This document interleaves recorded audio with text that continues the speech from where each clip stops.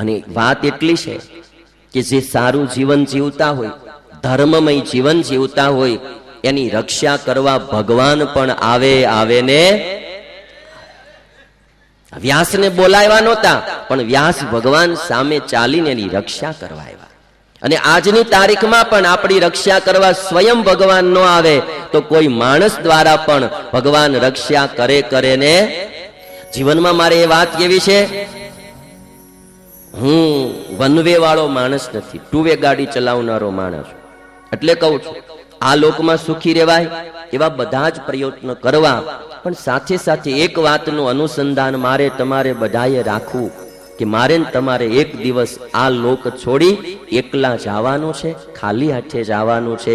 અને તેથી ભેગું આ દુનિયાનું કાંઈ નહીં આવે. જેટલું ઈશ્વરનું ભજન ભક્તિ કર્યા હશે એ જ હારે આવશે. કાંઈ પુણ્ય કર્મ કર્યું હશે એ હારે આવશે, બીજું કાંઈ નહીં આવે. ભજનની એક તાકાત છે. રૂવાડા બેઠા છે જે માણસને સદ વિચાર આવે. કોઈ બી આપણા ઈષ્ટદેવ હોય, મૂર્તિ પૂજાની પણ વાતો મેં એક દિવસ ક્લિપ દેખાડી હતી. મૂર્તિ નથી ભાઈ, એમાં ભગવાન છે. થાંભલામાંથી નૃસિંહ પ્રગટ થાય આપણા ભારત દેશની સંસ્કૃતિ બોલે છે. અને કદાચ મૂર્તિ હોય તો મૂર્તિની પણ ઇફેક્ટ હોય છે. તમે મહાત્મા ગાંધીની છબી જુઓ, સરદાર પટેલની છબી જુઓ, અને તમને વિચાર જુદો આવે.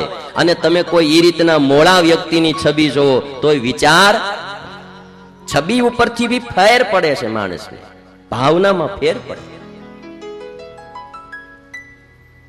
તમે કોઈને વહાલ કરતું હોય એવું એક છબીમાં દ્રશ્ય નિહાળો, એક માં દીકરાને વહાલ કરતી હોય એવું દ્રશ્ય નિહાળો, અને કોઈને મારતું હોય એવું એક ચિત્ર નિહાળો. એ બેયની ઇફેક્ટ તમારા માઇન્ડ ઉપર જુદી પડે છે.